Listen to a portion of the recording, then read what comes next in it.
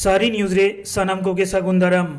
आजोदिया बुरु बांगनी जन्ना रिया घटन मेने दो 14 नवेम्बर रिया घटन खातिर बागमंडी फरेस्ट रेंज प्रकृति बचाओ आदिवासी बचाओ मंच रेन कमियों को पारगना बाबा को 12 जन नुतुमते नॉन बेलेबल धराते केसे एम लेदा ओना खातिर के पुरुलिया कोर्ट रे सेटेल लेना को सानाम देला इनकन मनान सुसरिया राजन टुडू ओका कथा लैया कदा आंजम लगे बन तिहिन दो एक्चुअली ओना मोड़े तुरी गोटांग धारा को एम कावदा तो ओना मुद्रे मिटंग दो नॉन अवेलेबल दहे कना अदो नॉन थोड़ा के नासिना जा उडंगी मिटंग संसार ले दहे कना बेल गानो आसे बांग गानो अदो आजो करा तो बेल गानो आसे बांग गानो अदो नोडे तीन उकिल साव रोपोड़ काते से उकिल जहाँ कोई कमी किदा ताते बेल दो हाँ 12 जन जहाँ प्रकृति बचाओ आदिवासी बचाओ मंच से ग्राम सभा जहाँ सदस्य है ओना साव साथे माझी परगना महल रेन जहाँ 12 जन तुम ते केस होई लेना नुको हाँ मिटंग शर्त सापेक्षे बेल दो नाम होई ना जुदियो नोआ निये खूब चिंतित तो बांग का ना अब जहाँ को आंदोलन निदा नुको तो बेल निये से जेल निये तो मैं कुछ चिंता है नौका चिंता रिया कथा तो बांग का ना एरा हो आइन रिना जहाँ ये हो रहा ओना हो रहा था अब तो चला के लगाओ बोना ओना होते तिगी कोर्ट रे हो सेटर एवं सेटर काते जहाँ शर्त सापेक्ष ते बेल ले नाम किदा शर्त तो नौका जे चांदू रे बार धाव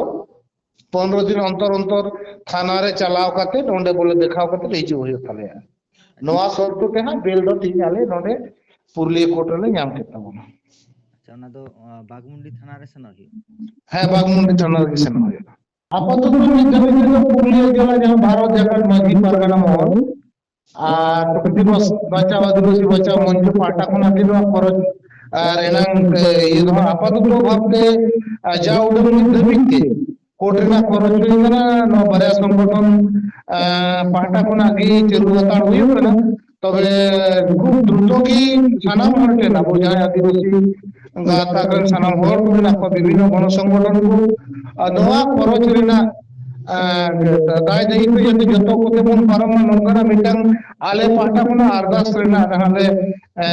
गोटा कदा एक्चुअली सरकार माने प्रशासन जहाँ को बैठक को नियला बारधा प्रशासनिक बैठक होई कन तालिया तो अदो प्रशासनिक बैठक को दो निये ये कतले बुझो कि 14 तारीख ना जहाँ घटना घटावे ना माने एक बारे शांतिपूर्ण घटना रे मिटंग फिरकटी कते मिटंग को केस आलिया नोआ कोना प्रशासनिक बैठक रेना मीनिंग दो आलेटे नोंगा तिंगुइना जे ओना दो खाली आलेया गनोने पाटा कोना आले चिले उइले द बाले उइले आलेया मोने कथा बडा लगे 3% बैठक तो हुई कना आर बांखान ओना बैठक रे जहां को सिद्धांत हुई कना नो सिद्धांत मुताबिक जदि चला रिया कथा कना ताले खान तो नो केस हुई रिया कथा तो बांग कना है उकिल अबुरन जहां उकिल मिनाया उन्हें उकिल मेना बतरेना तो चित्ती बानुआ नोआ जहां 15 दिन अंतर अंतर बोले थाना रे चला कते हजरा एमो रिया जहां शर्त ते नोने जमीन रिया व्यवस्था हुई ना नोआ जमीन ना हजरा रे ना विषय तो लगन के आरो उइहर तो जाते हजरा एमो चला बांग हुई तपे तो मिद बाधा अंत तो होते चला हुई दाड़िया तपे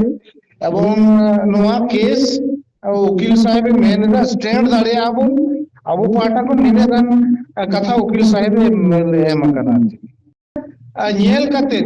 तायम दो आलोबन तायनम मा तार कारण अधिकार माने अदय दो अडी कष्ट रेना लड़ाई कना तो मिथा जुदि अधिकार को अदय किदा आदो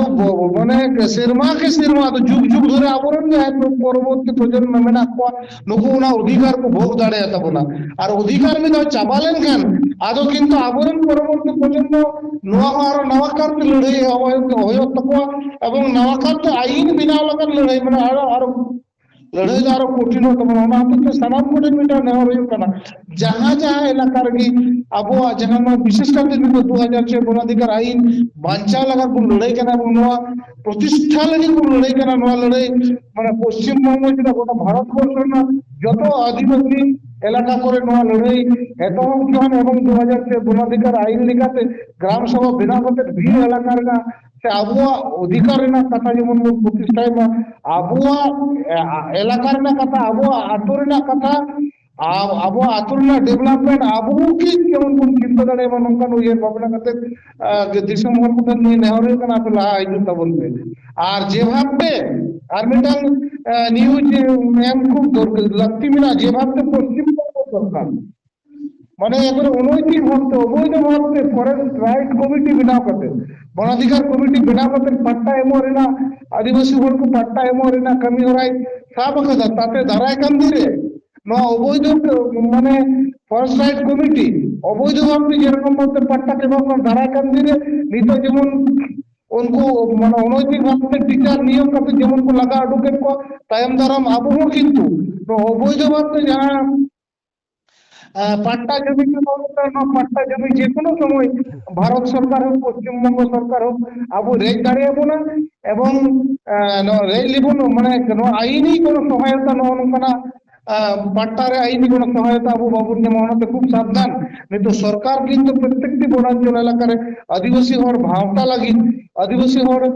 মানে মূল অধিকার কোন